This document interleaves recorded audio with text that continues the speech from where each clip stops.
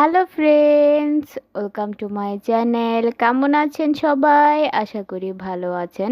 তো আজ আমি আপনাদের তৈরি করে দেখাবো খুবই মজাদার একটি নাস্তা।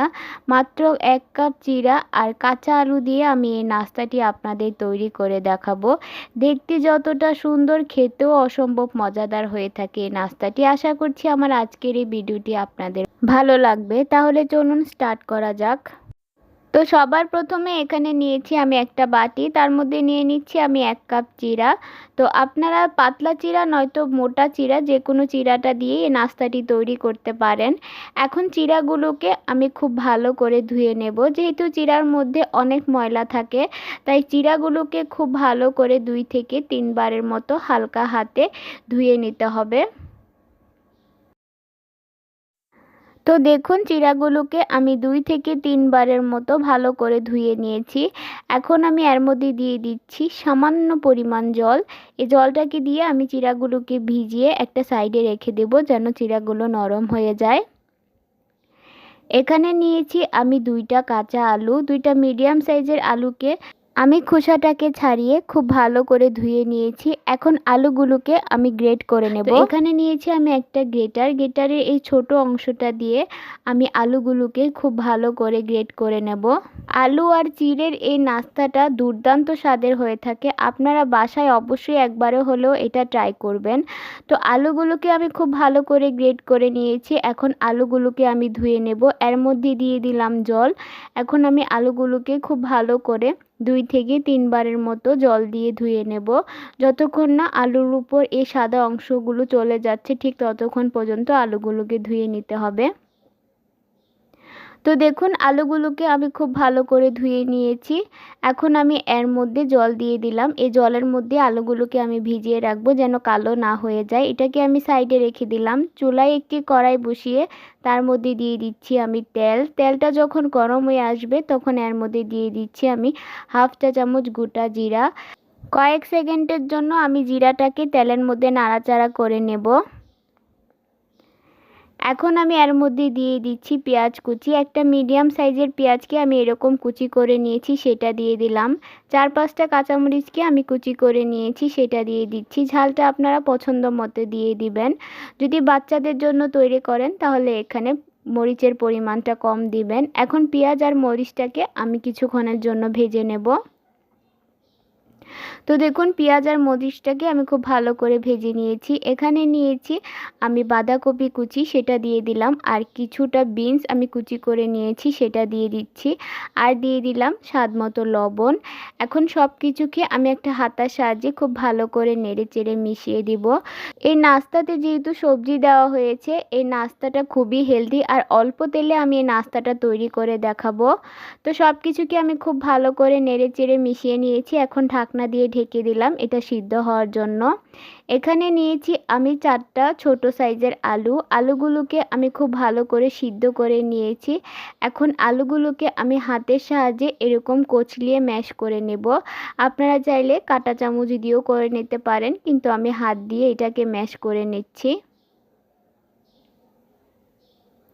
তো দেখুন, আলুটাকে আমি খুব ভালো করে ম্যাশ করে নিয়েছি। তারপর এখন আমি ঢাকনাটাকে উঠিয়ে নিলাম। বাঁধাকপি আর বিনসগুলো খুব ভালোভাবে সিদ্ধ হয়ে গিয়েছে। এখন আমি এটাকে একটু নাড়াচাড়া করে দিচ্ছি। যে আলুটাকে আমি ম্যাশ করে রেখেছিলাম, সে আলুটাকে আমি এর মধ্যে দিয়ে দিচ্ছি। এখন সবজির সাথে আলুটাকে আমি খুব ভালো করে নেড়ে চেড়ে মিশিয়ে নেব। তারপর এটাকে 1 থেকে 2 মিনিটের মতো ভাজা ভাজা করে নেব। তো দেখুন, এটাকে আমি 2 মিনিটের মতো নাড়াচাড়া করে ভেজে নিয়েছি। এই পর্যায়ে আমি এখানে দিয়ে দিচ্ছি টমেটো কুচি। একটা ছোট সাইজের টমেটোকে আমি কুচি করে নিয়েছি, সেটা দিয়ে দিলাম। দিয়ে দিচ্ছি সামান্য হলুদের গুঁড়া। 1/2 চা চামচ দিয়ে দিলাম লাল মরিচের গুঁড়া। দিয়ে দিচ্ছি 1/2 চা চামচ জিরার গুঁড়া। 1/2 চা চামচ দিয়ে দিচ্ছি ধনিয়ার গুঁড়া। 1/2 চা চামচ দিয়ে দিলাম চাট মশলা, এতে করে টেস্টটা খুব বেড়ে যায়। এখন সমস্ত উপকরণগুলোকে আমি ভালো করে নেড়ে চেড়ে মিশিয়ে নেব। 1 থেকে 2 মিনিটের মতো আমি এটাকে রান্না করে নেব, যতক্ষণ না টমেটোটা নরম হয়ে যাচ্ছে, ঠিক ততক্ষণ পর্যন্ত।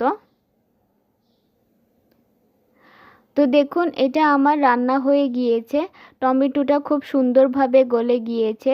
সবশেষে এখন আমি এখানে দিয়ে দিব কিছুটা ধনিয়া পাতা কুচি। ধনিয়া পাতাটাকে দিয়েও আমি খুব ভালো করে নেড়েচেড়ে মিশিয়ে নেব। তো দেখুন আলুর এই পুরটা আমার একদম রেডি হয়ে গিয়েছে। এখন এটাকে আমি একটা প্লেটের মধ্যে নামিয়ে নিচ্ছি। তারপর এটাকে এভাবে কিছুটা ছড়িয়ে দিচ্ছি, এতে করে এটা তাড়াতাড়ি ঠান্ডা হয়ে যাবে। এটাকে আমি এখন একটা সাইডে রেখে দিচ্ছি।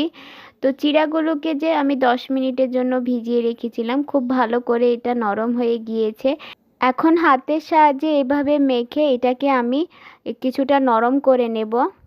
কিছুক্ষণ এভাবে মাখার পরে দেখবেন যে এটা কিছুটা আঠালো হয়ে আসবে, একটা ডোয়ের মতো হয়ে যাবে। তো দেখুন এটাকে আমি খুব সুন্দর করে কচলিয়ে মেখে নিয়েছি।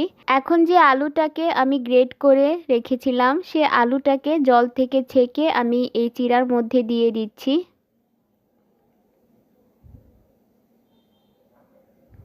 তারপর এখানে দিয়ে দিচ্ছি আমি স্বাদ মতো লবণ। এখন আলু আর লবণটাকে চিড়ার সাথে আমি খুব ভালো করে মেখে নেব। সমস্ত উপকরণগুলোকে আমি খুব ভালো করে মেখে নিয়েছি। এখন আমি এর মধ্যে দিয়ে দিচ্ছি হাফ চা চামচ গোটা জিরা, দিয়ে দিচ্ছি 1 চা চামচ চিলি ফ্লেক্স, যেটা ভুলবশত ক্যামেরাতে উঠেনি।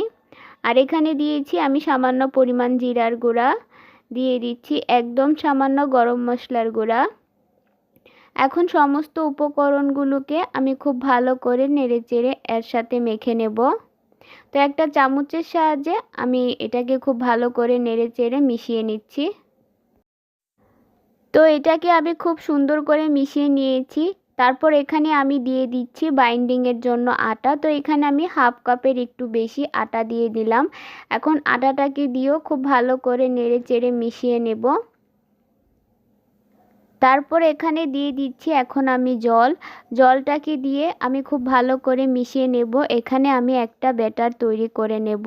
তো সবশেষে আমি আপনাদের ব্যাটারের কনসিস্টেন্সিটা দেখিয়ে দিব। তো একটু একটু করে জল দিয়ে এই ব্যাটারটাকে তৈরি করে নিতে হবে। প্রথম অবস্থায় একেবারে জল ঢেলে দেওয়া যাবে না, একটু একটু করে দিতে হবে আর এরকম চামচ দিয়ে মিশিয়ে নিতে হবে। তো দেখুন আমার ব্যাটারটা রেডি হয়ে গিয়েছে। এখন আমি এর মধ্যে দিয়ে দিচ্ছি কিছুটা ধনিয়া পাতা কুচি। ধনিয়া পাতাটাকে দিয়েও আমি খুব ভালো করে এই ব্যাটারের সাথে নেড়েচেড়ে মিশিয়ে নেব। তো দেখুন ব্যাটারটা আমার একদম রেডি হয়ে গিয়েছে। ঠিক এই রকম কনসিস্টেন্সিতে ব্যাটারটাকে তৈরি করতে হবে। এখন আমি সরাসরি চুলায় চলে যাচ্ছি। চুলায় একটি প্যান বসিয়ে তার মধ্যে দিয়ে দিচ্ছি আমি 2 টেবিল চামচ সয়াবিন তেল। তো খুবই অল্প তেলে নাস্তাটা তৈরি হয়ে যায়। এখন একটা ব্রাশের সাহায্যে আমি তেলটাকে প্যানের গায়ে লাগিয়ে দিচ্ছি।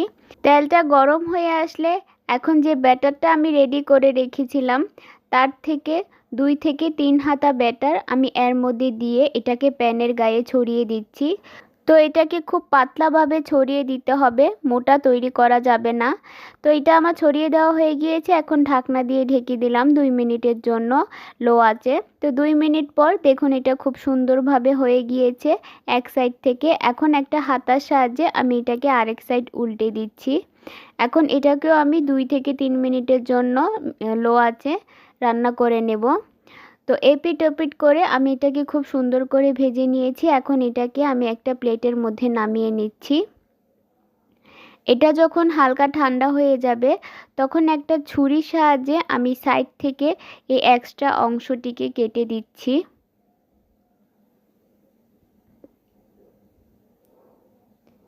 এখন মাঝখান থেকে এটাকে আমি 2 ভাগ করে নিচ্ছি। যে আলুর পুরটাকে আমি বানিয়ে রেখেছিলাম তার থেকে কিছুটা আলুর পুর আমি হাতে নিয়ে এই রুটির গায়ে দিয়ে দিচ্ছি। তারপর এটাকে আমি এরকম রোল তৈরি করে নিচ্ছি।